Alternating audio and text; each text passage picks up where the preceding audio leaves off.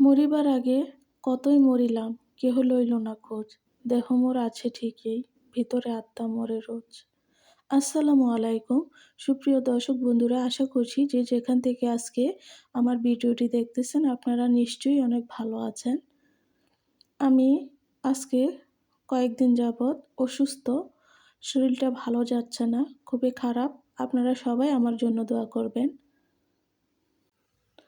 আমি এমন একজন মানুষ যার জীবনে একের পর এক সমস্যা লেগেই থাকে। কখনো কষ্টগুলো বুকের ভিতর চাপা রাখি, আবার কখনো রাতে বসে নীরবে একা কাঁদি। সুখের দাম খুব বেশি না, তবে মানসিক শান্তির দাম অনেক বেশি, যেটা অর্থ দিয়েও কেনা যায় না। ছুটে চলেছিলাম স্বপ্নের পিছু, অবশেষে ভাগ্যে মিলেনি কিছু। সুখ সে তো অন্যের দুয়ারে করা নাড়ে, দুঃখ এসে আপন মনে জড়িয়ে ধরে মোরে। আমি সুখ চাইলাম, সময় আমার হাতে দুঃখ গুজে দিল। যোগ বিয়োগের জীবনে যা চাইলাম তাই হারাইলাম, শুধু দুঃখরাই বিনয়ে পাশে বসে সঙ্গ দিল।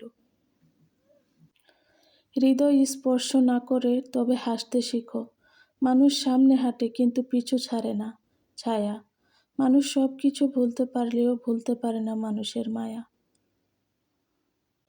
নীরবে ভিজে যায় চোখের পাতা, কষ্টের আঘাতে বেড়ে যায় বুকের ব্যথা।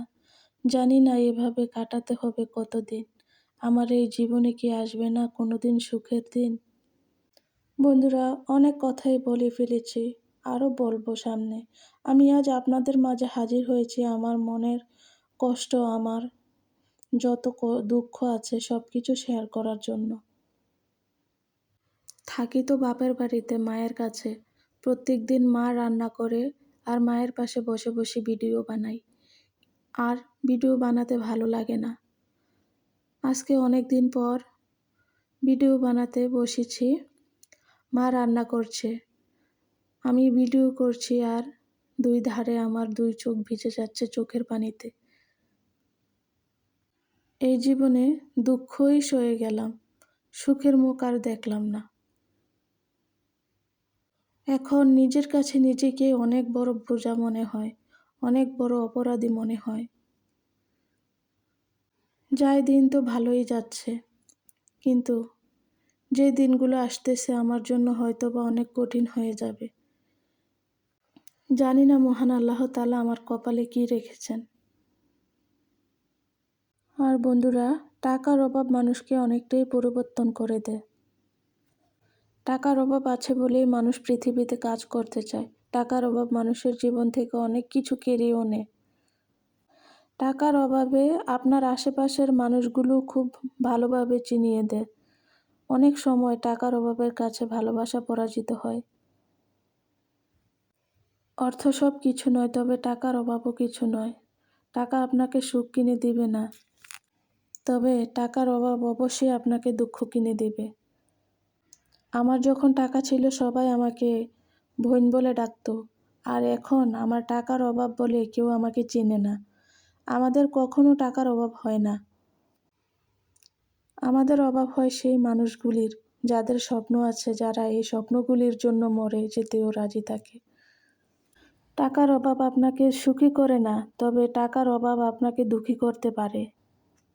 দারিদ্রতা শুধু টাকার অভাব নয়, বরং নিজের কাজ করার সামর্থ্য আছে এটা বোঝার ক্ষমতাও দারিদ্রতা।